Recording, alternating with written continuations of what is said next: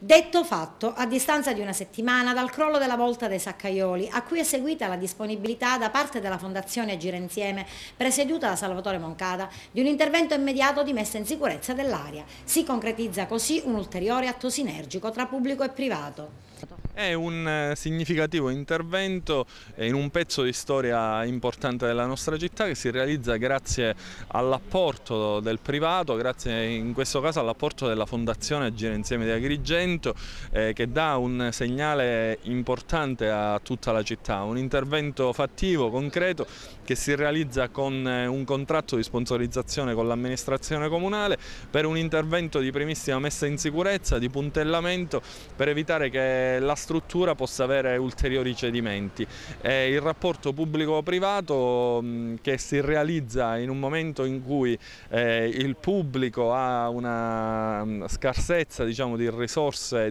economiche, viene colmato dall'intervento da parte del privato, che dà un segnale assolutamente significativo e un gesto assolutamente da apprezzare nei confronti della città. E stamane sopralluogo dei tecnici del Genio Civile, della Soprintendenza